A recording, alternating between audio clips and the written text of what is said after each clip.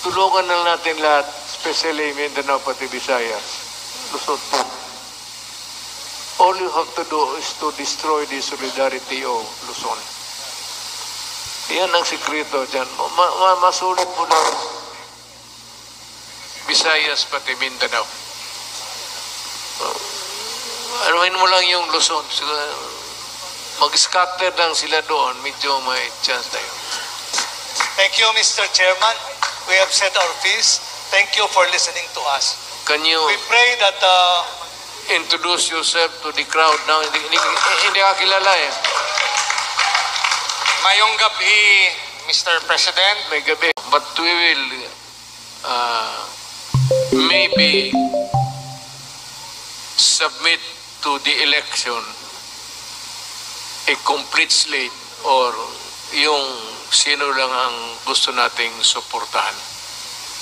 At I hope that we can also make them win para rarami tayo dyan sa Senado. Nandiyan naman sila.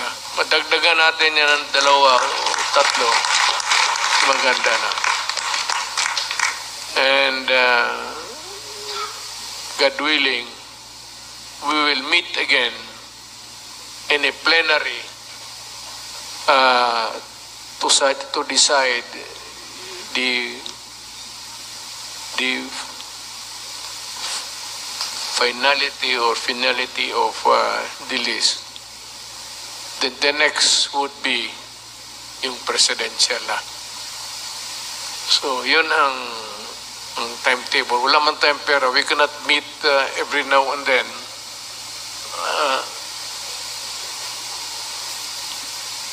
Yung mga konsyal na putang ina when I was a councilor, sino ba kabats ko dito? Nung konsyal ako na, yung presiding officer ako, yung may mga naglasing na, hindi ko naman binabastos. Sinususpend ko yung session, tapos itatago, putang ina, umalis ka. Huwag kang magkalat dito sa harap.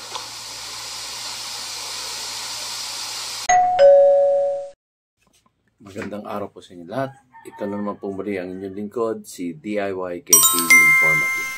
At ngayon may bago na naman tayong patutunghay sa inyo. Ang sinasabi ng ating dating Pangulong Rodrigo Roa Duterte na isolid natin ang Mindanao at ang Visayas upang nang sa ganon ay ma-destroy ang solidarity ng Luzon. So tunghayan po natin at pagbati po sa ating mga buhay na bayaning OFWs na nakakatulong sa ekonomiya ng ating bansang Pilipinas. At ganyan din naman po sa ating mga kababayan mula sa Luzon, Visayas at Mindanao. Magandang araw po sa inyo lahat. So at ako po ay nagpapasalamat sa aking mga viewers at lalong-lalo na sa aking mga subscribers na patuloy na sumusuporta sa inyong abang lingkod, DIY KTV Informative. Maraming salamat po sa inyo. So ito na po, simulan natin ang talumpati ng ating buting dating Pangulong Rodrigo Roa Duterte. Ito na po.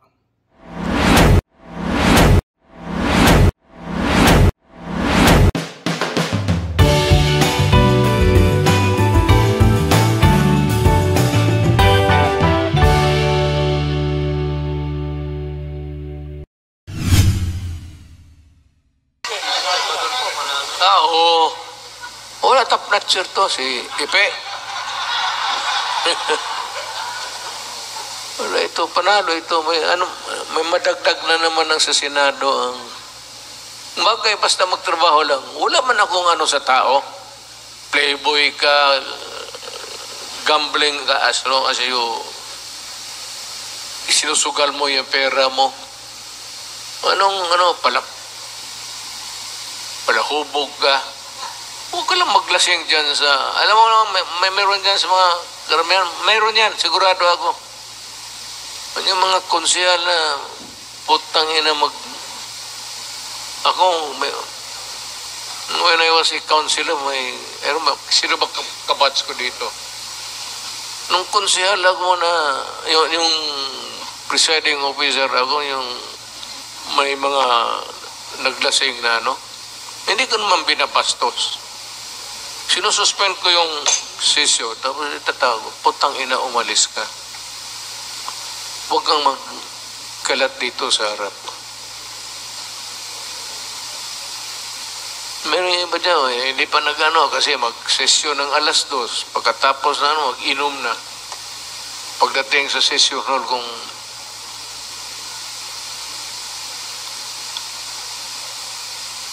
so, ang sunod nating gawin nito is individual muna ang mag-canvas para ipadala yung sino yung tatakbo. Sa senador, napag-usapan namin dito kanina, tapos sabi ni Bebot ata, kaya sabi niya, it's not the time to come up with this late. Wag muna, hindi tayo preparado. But we will maybe submit to the election a complete slate or yung sino lang ang gusto nating suportahan. At I hope that we can also make them win para rarami tayo dyan sa Senado. Nandyan naman sila. Madagdagan natin yan ng 2 o 3. Maganda na. And God willing, we will meet again in a plenary to decide the finality of the list. The next would be yung presidential na. So, yun ang timetable. Wala man time pero we cannot meet every now and then.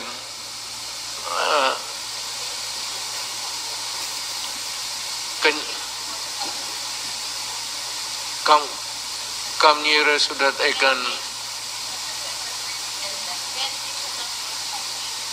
Oh. 10 days na lang.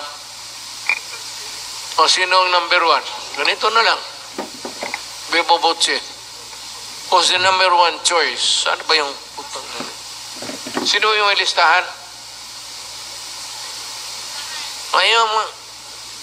May hawak kanina.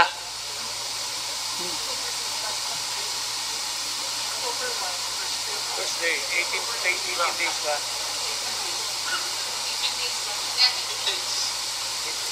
Sige, tentative. Tentative lang. You can make nominations. Sige, okay. I'll recognize first the gentleman nasa dark suit. Can you get hold of a microphone? Yes, sir. Glad to meet you. PDP Negros Occidental has already endorsed.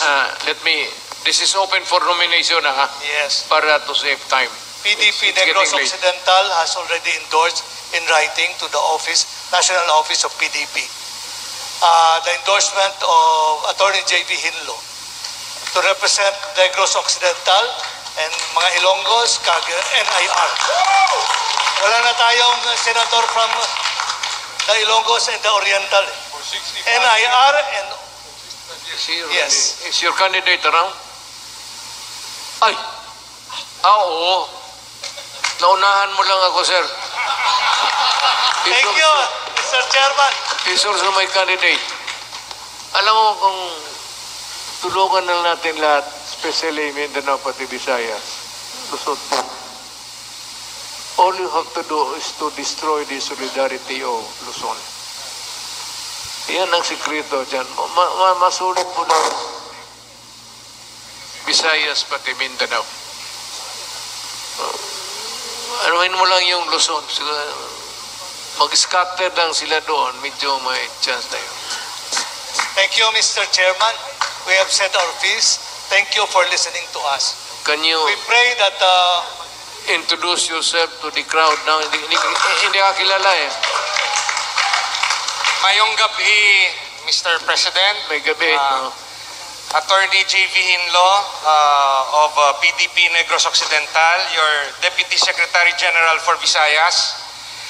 Napansin ko yung ating kampanya sa galit, kampanya sa atake. Kung may kasalanan ng ating gobyerno, hindi lang dapat nakabase sa atake. Dapat meron tayong programa na ibibigay sa tao na mas magaling kaysa sa mga nakaupo. Tama. Tama. Si dating Presidente Duterte, bakit natin siyang ginahal kahit hindi kami taga Davao? Dahil nakita namin, nung umpisa, sinabi na ang Pilipinas pwede maging Singapore. Dati sabi na susundin natin ang federalismo. Nag-ikot kami. Naniwala kami sa kay Mayor Duterte. Hindi namin kilala. Yung naalala ko kay Mayor Duterte, may sinunog siya na flag dahil pinaglaban niya ang isang Pilipina na papatayin ng isang gobyerno. Hindi ko alam yun. Yung tatay mo, hindi ko kilala yun eh. Pero nakita ko sa TV, may matapang na mayor ng Mindanao. Nung first Mindanao Summit, late ako dumating. Sabi ni Manny Piñol, pinagsabihan niya yung lahat na huwag sabihin na tumakbo ka.